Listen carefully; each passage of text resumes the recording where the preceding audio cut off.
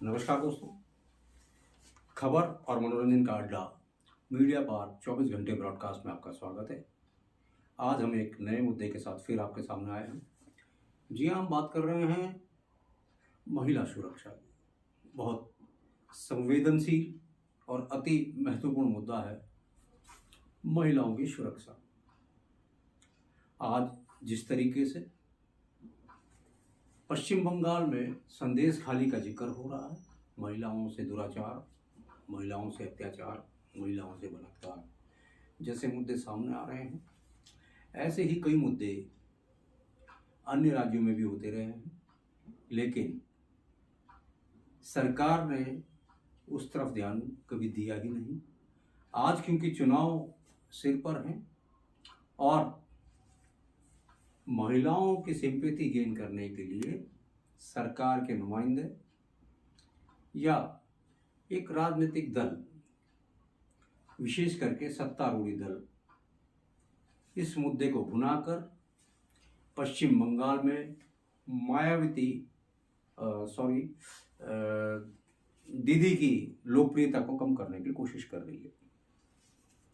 ममता बनर्जी की सरकार, ममता बनर्जी का चुनाव क्षेत्र 24 परगना,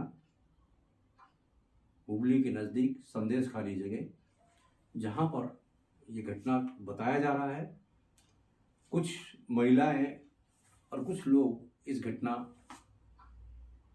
को काल्पनिक या प्रचार का एक माध्यम भारतीय जनता पार्टी के लिए बता रही हैं और कुछ लोग इस घटना को दुर्भाग्यपूर्ण बता रहे हैं और गलत एक मैसेज ममता बनर्जी के खिलाफ ही जा रहा है।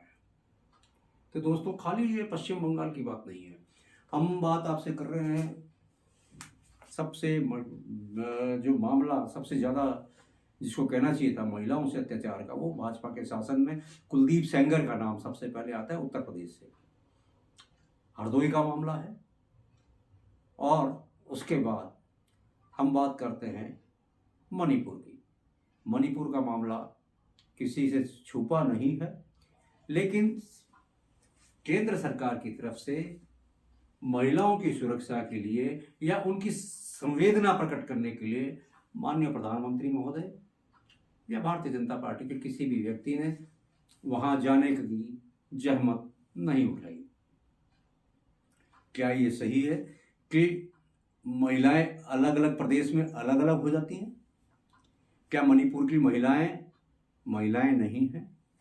क्या उनके साथ हुए इस तरह के घटनाक्रम या जो महिलाओं से अत्याचार हुआ या जिनके साथ नाइंसाफ़ी या उनके साथ जिस तरीके से बेकदरी हुई, उनको निर्वस्त्र करके मणिपुर में घुमाया गया, फिर भी केंद्र सरकार ने उस पर कोई अपनी टिप्पणी नहीं की, ना किसी को इसके खिलाफ कार्रवाई करने से रोका या कोई ऐसा आदेश दिया जिससे कि वहाँ की सरकार को बर्खास्त किया जा सके। लेकिन आज ममता बनर्जी की लोकप्रियता को कम करने के लिए या पश्चिम बंगाल में अपने सीटों के गणित को बिठाने के लिए इतना शोर शराबा किया जा रहा है, ये कहाँ तक सही है? महिला उत्तर प्रदेश की हो, मध्य प्रदेश की हो, तमिलनाडु की हो या कहीं की भी हो, पूरे भारतवर्ष में सभी महिलाएं देवी स्वरूप हैं, उनकी पूजा की जाती है। लेकिन राजनीति के लोग अपने ज़रूरत के हिसाब से किसी को माँ, बहन या कुछ भी और बना लेते हैं। तो ये गंभीर विषय है और सरकार की इस एक तरफा कार्रवाई के साथ कितनी जनता जाती है, ये चुनाव बताएगा। मुझे लगता है कि मणिपुर में जो लोकसभा की सीटें हैं वो थोड़ी कम हैं, जबकि अगर हम बात करते हैं पश्चिम बंगाल की तो वहाँ पर अधिक सीट होने के कारण नरेंद्र मोदी सरकार का जो फोकस है वो पश्चिम बंगाल में, फिर पश्चिम बंगाल में उनको अपना वोट का ग्राफ बढ़ाना भी है, इसलिए वो वहाँ प्रयासरत हैं। जबकि मणिपुर में केंद्र सरकार की तरफ से कोई विशेष रुचि नहीं दिखाई गई, जबकि विपक्ष ने उस पर खूब हल्ला बोला। उसको मुद्दा बनाया गया और दो समुदाय की लड़ाई बता करके इस महिला के अत्याचार को नज़रअंदाज कर दिया गया। जबकि एक पूर्व सैनिक जो फौज में देश की सेवा करता रहा, उसकी पत्नी के साथ भी ये घटना मणिपुर के अंदर हुई और उसने रो रो कर अपने बयान दिए कि जिस देश की रक्षा के लिए मैं कश्मीर या पाकिस्तान बॉर्डर पर तैनात रहा और हर तरह की लड़ाई लड़ी, लेकिन आज अपने ही घर में, अपने ही देश के अंदर मेरी पत्नी के साथ इस तरीके का व्यवहार हुआ, ये बहुत दुर्भाग्यपूर्ण है। और उसे खेद है कि आज उसने सेना में सेवा देने के बावजूद केंद्र सरकार उसके परिजनों को, उसके घर वालों को नहीं बचा पाई इस तरीके, और ना ही उसके खिलाफ कुछ ऐसी कार्रवाई ऐसे लोगों के खिलाफ कर पाई। सरकार का मौन साधना उसको बहुत खल रहा है। क्या हम खेल संघ के, जो कुश्ती संघ की बात कर रहे हैं, हम ब्रिजभूषण के मामले को हम भूल सकते हैं? उसमें महिलाओं के साथ कितना अत्याचार हुआ और फिर उनके खिलाफ केंद्र सरकार ने क्या कार्रवाई की। तो दोस्तों, महिलाओं के साथ समान व्यवहार होना चाहिए। आज हम यूसीसी की बात कर रहे हैं, लेकिन बेहद हास्यास्पद है कि मणिपुर में महिलाओं के लिए कुछ नहीं कहा जा रहा, नहीं किया जा रहा है, ना वहाँ जाया जा रहा है। और पश्चिम बंगाल में वोट बैंक बढ़ाने के लिए, अपनी लोकसभा की सीटें बढ़ाने के लिए हर तरह के जतन किए जा रहे हैं।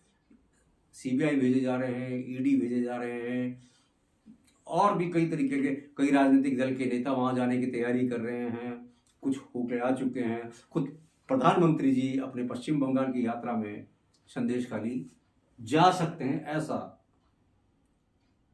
मीडिया बता रहा है। ये मीडिया कौन सा मीडिया है? मैनिपुलेटेड मीडिया, जो सिर्फ एक ही तरफ की बात करता है। उसे कोई लेना देना नहीं है कि देश में क्या हो रहा है, किसानों के साथ क्या हो रहा है, महिलाओं के साथ क्या हो रहा है, उत्तर प्रदेश में क्या हो रहा है। वो इस चीज़ को कभी हाईलाइट नहीं करना चाहती। उनको जो डिक्टेट कर दिया जाता है उसी के हिसाब से वो आगे अपने वक्तव्य को रखते हैं। लेकिन बड़ा दुर्भाग्यपूर्ण है, आज मीडिया की जो दुर्दशा है उसका जिम्मेदार कौन है? इस चौथे स्तंभ को,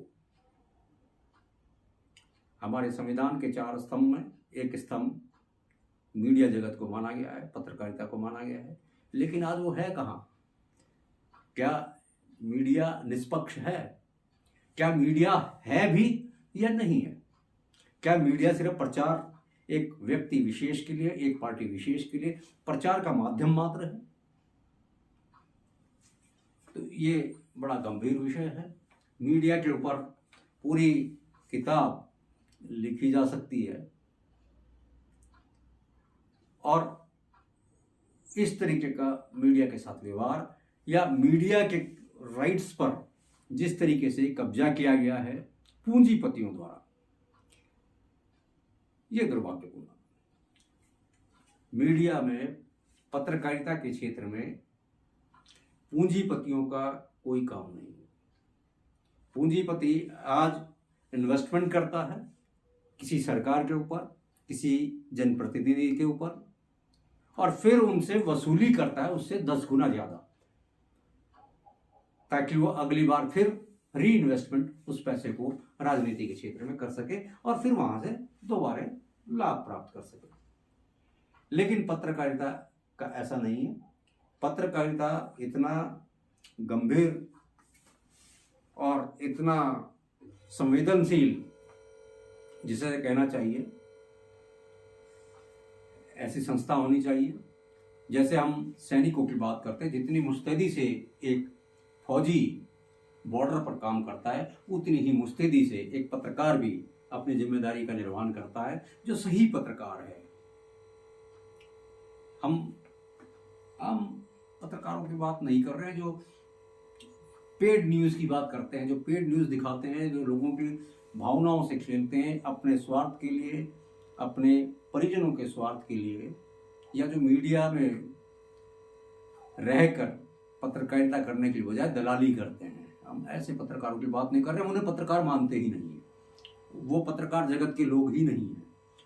वो लाइजनिंग करते हैं और अपना धंधा चलाते हैं। सरकार किसी की भी है, जो लाइजनिंग करने वाला वो लाइजनिंग करता है, उसे पैसा चाहिए। उसके मालिक को, जो चैनल को चला रहा है, जो प्रिंट मीडिया को चला रहा है, ये सब लाला किस्म के लोग हैं। मीडिया जगत में लालाओं का होना सबसे दुर्भाग्यपूर्ण है। नहीं तो पत्रकार उस जमाने में होते थे। महात्मा गांधी खुद एक पत्रकार हुआ करते थे। हर वो व्यक्ति पत्रकार है जो आम जन की समस्या को उजागर करे और उनके हक के लिए लड़ाई करे, उनकी आवाज उठाए, वो पत्रकार है। न तो हमारे देश के नेता पत्रकारों में हैं और ना ही समाज सेवक।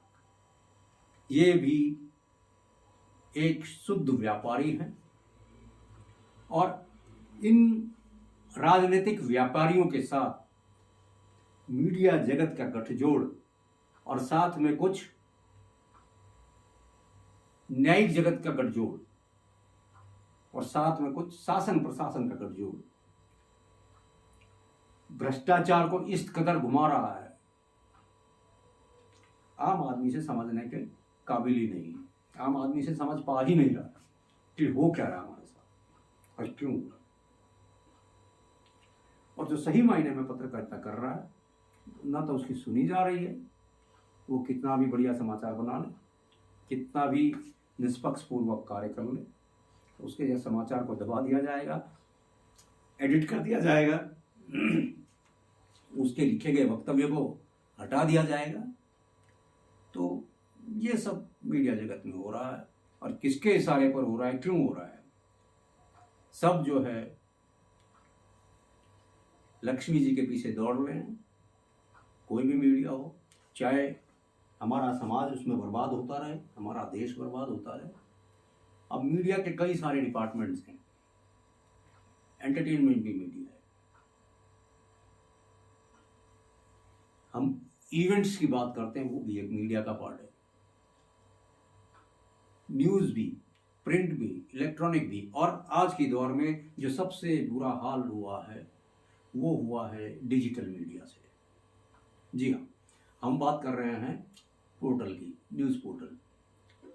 हर आदमी 2, 4, 5, 10 हज़ार का पोर्टल बना करके बैठ गया है। चाहे वो दूध बेचता हो, चाहे वो वेल्डिंग का काम कर रहा हो, चाहे सब्जी बेचता हो ठेली पर, लेकिन वो पोर्टल बना कर बैठ गया है ताकि सरकार से कुछ पैसे मिल जाएं और एक जगह की न्यूज़ उठाकर दूसरी जगह चिपका देना।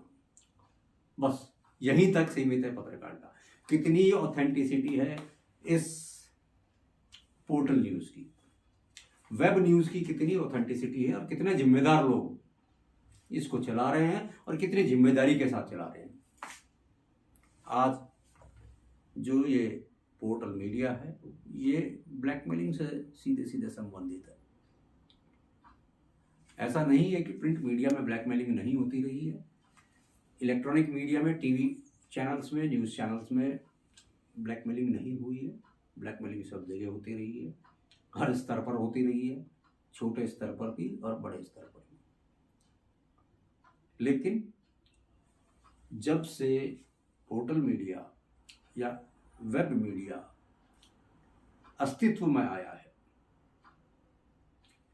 ऑथेंटिसिटी बिल्कुल खत्म हो गई है। साथ में चैनल्स की भी महत्व कम हो गई है। जो हम जिसे सैटेलाइट चैनल कहते हैं, सैटेलाइट चैनल की भी महत्व कम हो गई है।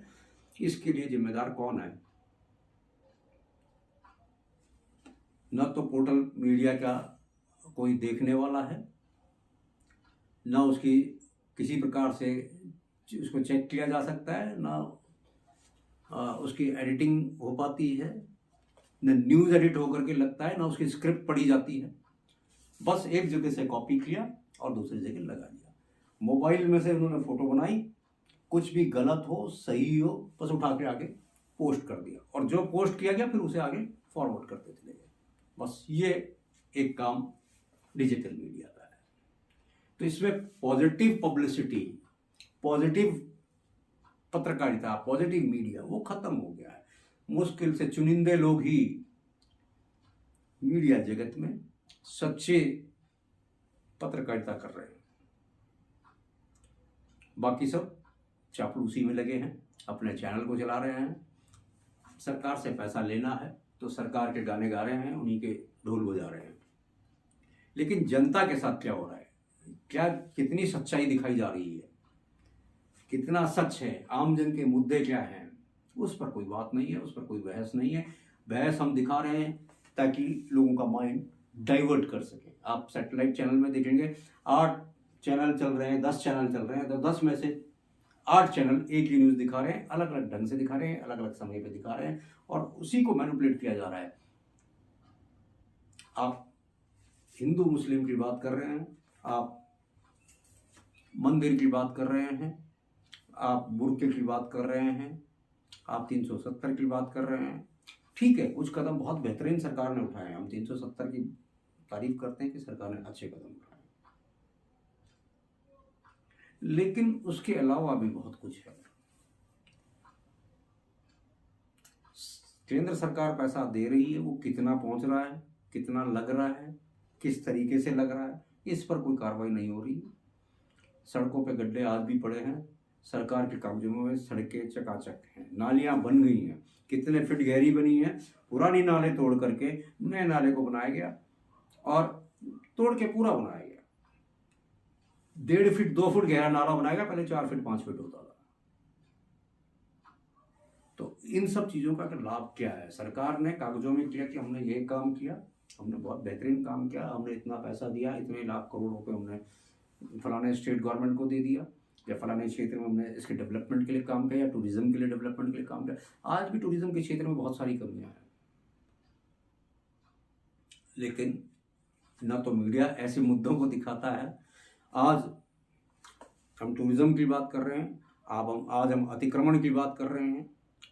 आप अतिक्रमण की बात करेंगे, अतिक्रमण देखेंगे तो सरकारी प्रस्तावित भवन के लिए जो कलेक्ट्रेट बनने की जहां पर बात है, वहीं पर कब्जा हो रहा है। नदी नाले खालों में पेट्रोल पंप बन रहे हैं, स्कूल बन रहे हैं, होटल्स बन रहे हैं, रिजॉर्ट्स बन रहे हैं, हॉस्पिटल बन रहे हैं उन्हीं खालों में। आज भले ही सरकार की तूती बोल रही हो, लेकिन प्रकृति की जिस दिन तूती बोलेगी उस दिन सब धराशायी हो जाएंगे। अब हम बात कर रहे हैं उत्तराखंड की, तो उत्तराखंड में जिस दिन भी भूकंप आएगा, कम से कम 10 लाख लोग इससे हताहत होंगे।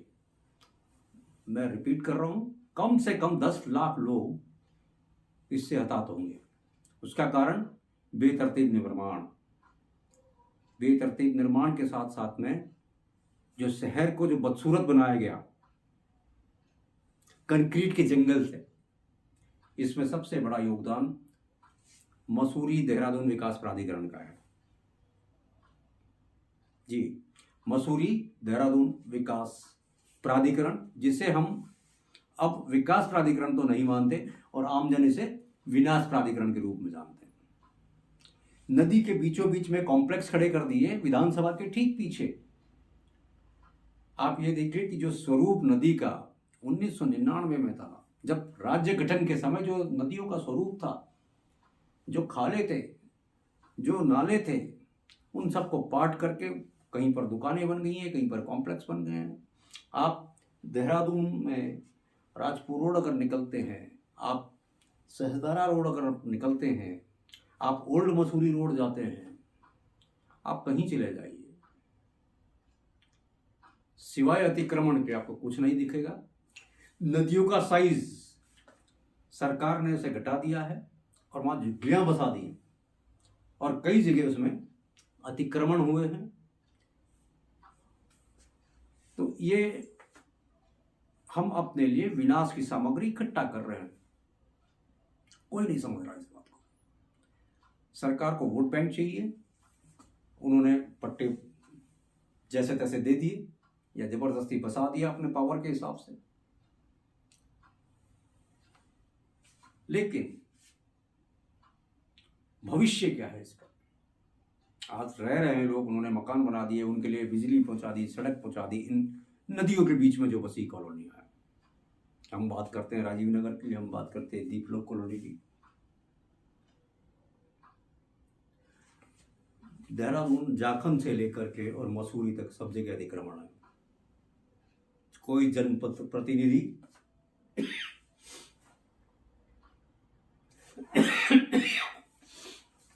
कोई भी जनप्रतिनिधि इस ओर ध्यान नहीं दे रहा है, ना ही सूबे का मुख्यमंत्री और ना ही क्षेत्र का विधायक। सब अपनी अपनी गोटी फिट करने में, अपनी कुर्सी बचाने में और लोगों के सामने लोकप्रियता हासिल करने के लिए, मीडिया में छाए रहने के लिए, बस यही सब सीमित है। लेकिन आज से 10 साल बाद जो हमारा भविष्य होगा उस पर कोई काम नहीं कर रहा है। जो प्रदेश का भविष्य होगा, जो उत्तराखंड की राजधानी है उसका भविष्य होगा, इस पर कोई कार्रवाई नहीं हो रही है। ऐसे ही हम बात करते हैं नशे की। अब बहुत ही हास्यास्पद मामला है, हमारे उत्तराखंड के बॉर्डर में एंट्री करने के लिए पुलिस के चेक पोस्ट बने हैं। उनको सख्ती से चेकिंग के आदेश भी दिए गए हैं। जो भी ड्रग्स आ रहा है उत्तर प्रदेश और पंजाब के अंदर से उत्तराखंड के अंदर एंटर हो रहा है। तो प्रश्न ये उठता है कि जब आप चेकिंग कर रहे हो तो फिर ये ड्रग्स अंदर कैसे आ रहे हैं? और जब ड्रग्स अंदर आ गए हैं और पूरे ड्रग्स माफियाओं का जाल प्रदेश के अंदर बिछ गया है, खाली शराब की बात नहीं कर रहे हैं, अफीम की बात कर रहे हैं, चरस की बात कर रहे हैं, गांजा की बात कर रहे हैं, और भी कई सारे टैबलेट्स ये सारी कई सारी चीज़ें हैं जो हमारे युवाओं को बर्बाद कर रही है। जो प्रदेश के युवा जो अपना राह भटक गए हैं और इस ड्रग्स की पूर्ति के लिए, इस ड्रग्स को पाने के लिए लोग अपने घर में ही चोरी कर रहे हैं, अपने माँ बाप के गहने तक चुरा रहे हैं, पैसे चुरा रहे हैं, स्कूटर मोटरसाइकिलें चोरी हो रही हैं। तो इसका जिम्मेदार कौन है और ये ड्रग्स एंटर कैसे हो रहा है? जब सब कुछ सुरक्षा की व्यवस्था आपने पहले ही की है, जब सुरक्षा की व्यवस्था हो रखी है, तो मुझे नहीं लगता कि इस पर प्रदेश के अंदर एंट्री होनी चाहिए। और इतनी बड़ी मात्रा में पुलिस जब भी चेकिंग करती है, पुलिस को कुछ ना कुछ मिलता है, लेकिन मिलता कैसे है? जब एंट्री होती है तब क्यों नहीं मिलता? ये एक गंभीर विषय। या किसी ऐसे बड़े व्यक्ति का इसमें इन्वॉल्वमेंट है जिसके दबाव में पुलिस काम कर रही है? क्या किसी जनप्रतिनिधि का इसमें इन्वॉल्वमेंट है? क्या किसी पुलिस के अधिकारी का इसमें इन्वॉल्वमेंट है? इन सब के गठजोड़ के बगैर प्रदेश के अंदर, किसी भी प्रदेश के अंदर ड्रग्स का आना लगभग नामुमकिन है। तो दोस्तों, हमने ड्रग्स की बात की, हम शराब की बात कर रहे हैं, हम महिला सुरक्षा की बात कर रहे हैं, हम अतिक्रमण की बात कर रहे हैं। इन सभी मुद्दों पर सरकार फेल नजर आ रही है और आज लोगों को फायदा लग रहा होगा। आज लोग सरकार की वाहवाही भी कर रहे हैं, कोई दिक्कत नहीं है, बहुत अच्छी बात है। राम मंदिर बना, हम प्रभु राम को हम भी नमन करते हैं, हमें बड़ी खुशी है। जो काम अच्छे हुए हैं हम उसको अच्छा ही बताएंगे, लेकिन जो गलत हो रहा है, जो जनहित में नहीं हो रहा है, उन मुद्दों को कौन उठाएगा?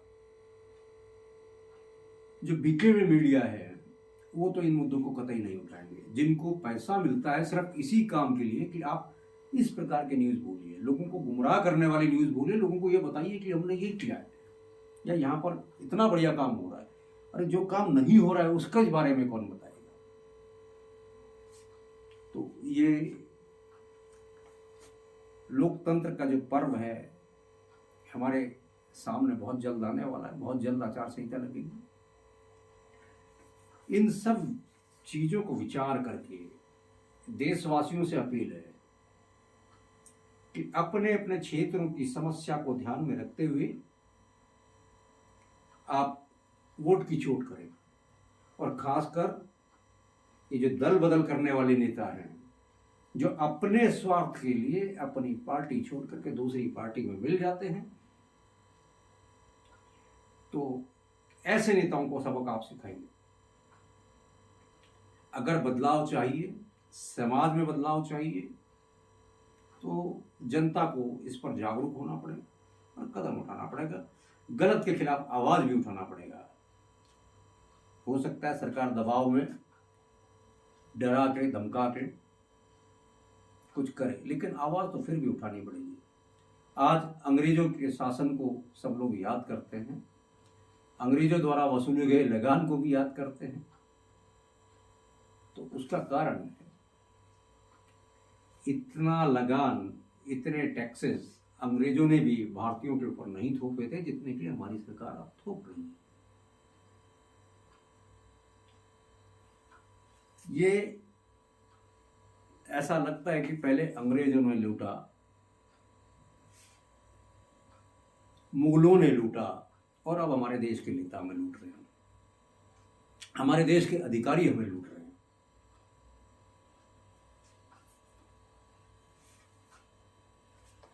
लेकिन आवाम को एकजुट होकर इस अन्याय के खिलाफ, इस भ्रष्टाचार के खिलाफ, ऐसे लोगों के खिलाफ आवाज उठाना जरूरी है। किसी का कोई ठेका किसी का नहीं है, कॉपीराइट किसी भी पार्टी की नहीं है। ना हम कांग्रेस की बात कर रहे हैं, ना हम बीजेपी की बात कर रहे हैं, ना हम सपा, बसपा, टीएमसी, तृणमूल, जो भी कई सारी पार्टियां, हम किसी पार्टी की बात नहीं कर रहे हैं। हम ऐसे लोगों की बात कर रहे हैं जो जनहित के लिए काम नहीं करते हैं। हमारे लिए सभी पार्टियां बराबर हैं। किसी पार्टी से किसी को फायदा होता है, किसी पार्टी से नुकसान होता है, लेकिन सबको नुकसान नहीं होता, किसी ना किसी को तो फायदा जरूर होता है। वो हो सकता है कि कोई व्यापारी हो और हो सकता है आम जन हो।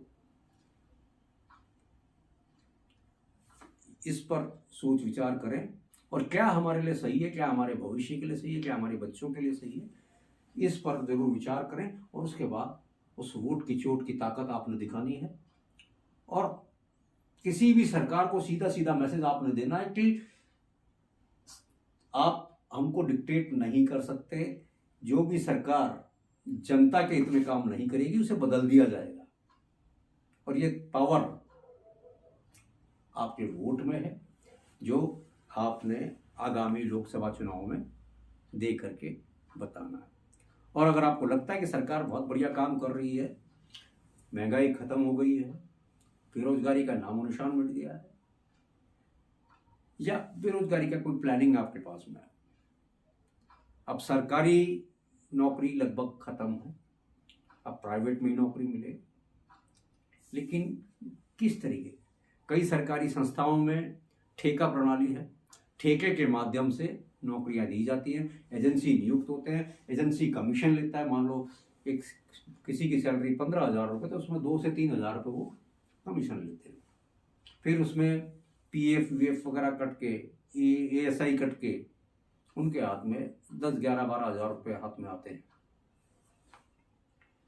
तो क्या इसमें आपका भविष्य सुरक्षित है? अगर आपको लगता है कि आपका भविष्य सुरक्षित है तो आप खुश रहिए फिर जहां पर आप। इससे आगे अगर आप नहीं सोच सकते तो आपको वहीं पर ही अपने आप को एकोमोडेट करना पड़ेगा। ये बहुत गंभीर मुद्दा है और ऐसे मुद्दों को, महिला सुरक्षा की हम बात कर रहे थे, महिला सुरक्षा का मुद्दा अति आवश्यक और महत्वपूर्ण मुद्दा है। उत्तर प्रदेश की सरकार की अगर हम बात करें तो योगी जी ने जिस तरीके से उत्तर प्रदेश के अंदर काम किया है वो सराहनीय कदम है। जो आपराधिक किस्म के लोग थे उनमें योगी जी के कार्यशैली की इतनी दहशत है कि उत्तर प्रदेश के अधिकांश जो बदमाश हुआ करते थे वो उत्तराखंड में आकर के बस गए, और जो क्राइम का ग्राफ हमारे उत्तराखंड में बढ़ रहा है उस पर यहाँ की पुलिस प्रशासन की बात करें, हम यहाँ के शासन की बात करें, वो उसको कंट्रोल उस लेवल पे नहीं कर पा रहे हैं, या ग्राफ उसका क्राइम का बढ़ा है। सिर्फ हम एक ही विशेष वक्तव्य की बात नहीं करते हैं, किसी विशेष फील्ड की बात नहीं करते हैं, लेकिन क्राइम का ग्राफ बढ़ा है।